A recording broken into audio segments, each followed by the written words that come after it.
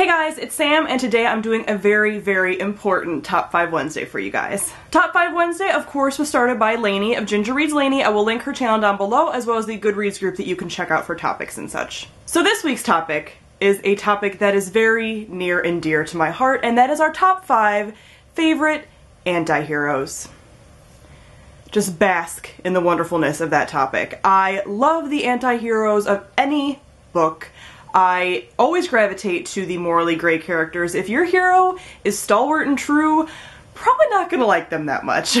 So I actually had a hard time kind of narrowing this down, but ultimately I did choose who I feel like are my top 5 anti-heroes. Again, I do tend to like villains and stuff too, so I made sure that these characters were for sure heroes, main characters in the story, definitely on that kind of protagonist track, even if they're not our main protagonist, you know, in there, because there are a lot of morally gray characters I could choose from, just a plethora, and I kind of narrowed it down to those 5.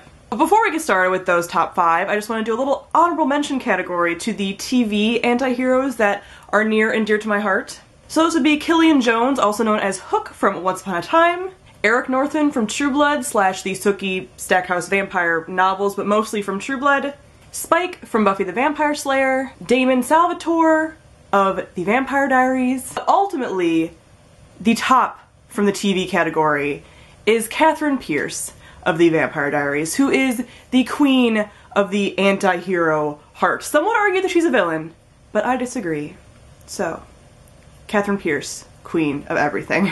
If you guys are interested, some of my TV boyfriends popped up on that list. I did a video on that very recently, so I will link that right here as well as down below for you to check out if you're interested in seeing me gush and flail some more.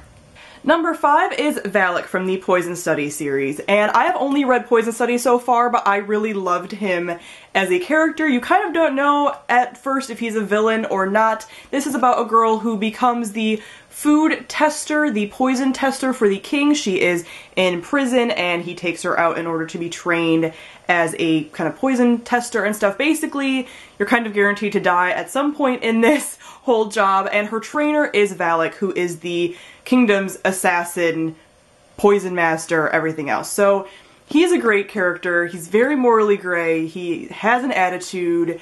He's kind of sulky. I really enjoy him.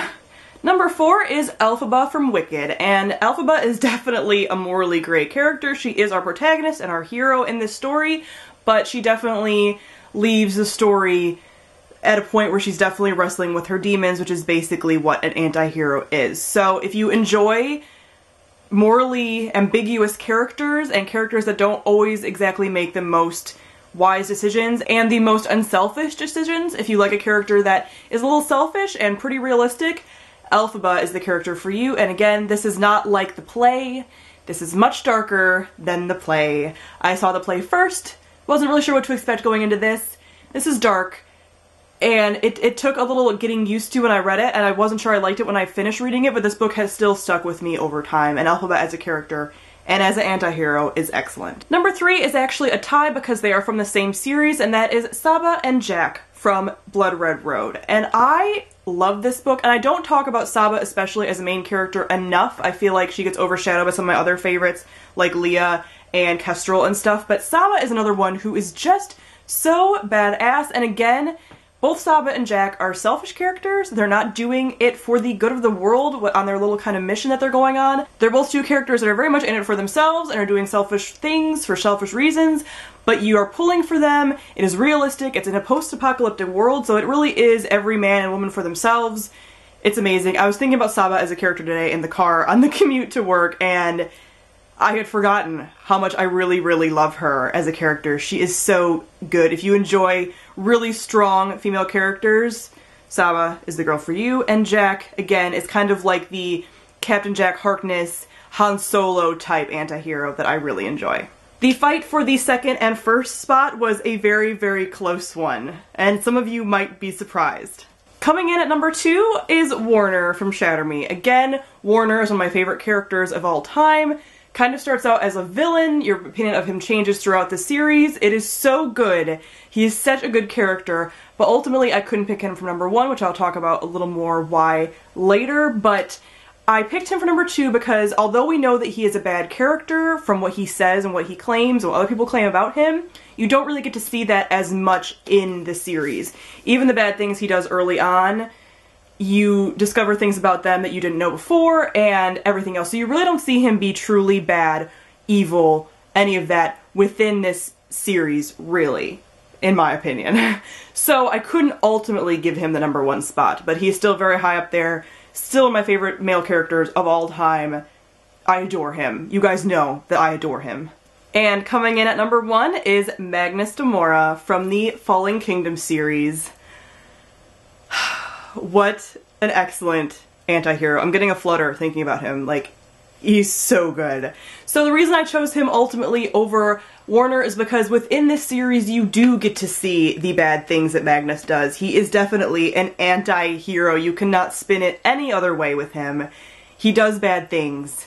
He comes from a bad family. He can be a bad person. He can be selfish, but the character development that we are getting from him, along with all the other characters in that series, is excellent, and I am so excited for the next book. The title of the 4th book was just released a few days ago, and it is Frozen Tides, and I am so excited.